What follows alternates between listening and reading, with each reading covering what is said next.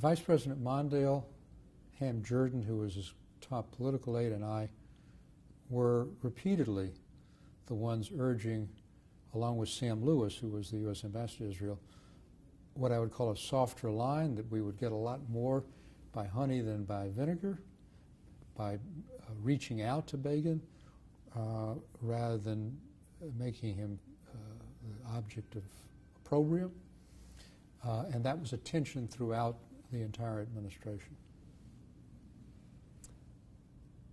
Now,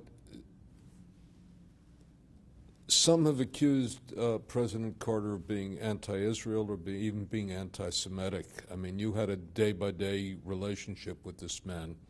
How would you respond to them? I would say that one of the great blasphemies is that he was anti-Israel, or even worse, anti-Semitic.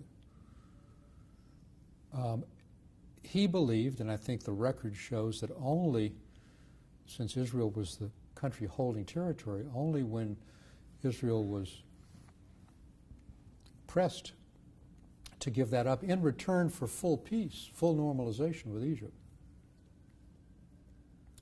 was progress possible. That's been the case for every American president. It's always going to be tension. At the same time, President Carter was fantastic in terms of security issues, in terms of military assistance.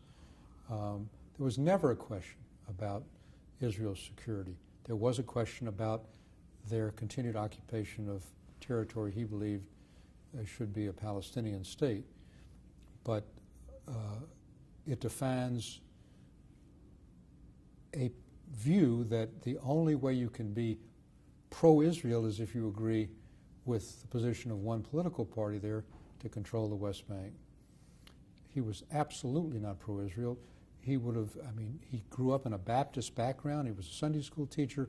Israel was extremely important to him as the Holy Land. He would have never taken any position, and never did. You said that he was absolutely not pro-Israel. Let's go correct that. You put in "not" there. So he was absolutely not anti-Israel. He was pro-Israel in the most meaningful way.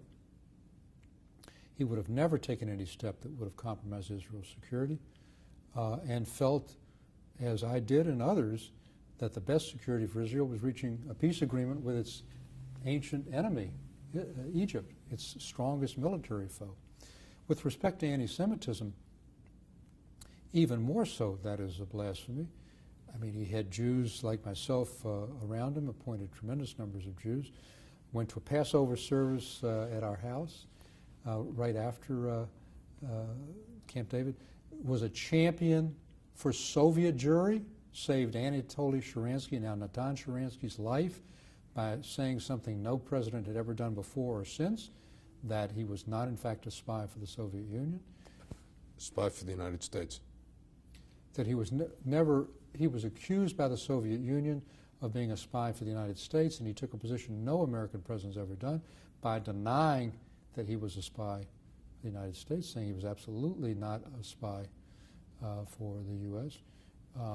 Created the Holocaust Museum, let in 50,000 Iranian Jews. So the notion that he somehow is anti-Semitic is a great blasphemy. I think it results in part from some of the pressure on Begin, but more so because of the book he used in which he used the title apartheid, which was a serious mistake and one that I took him to task for.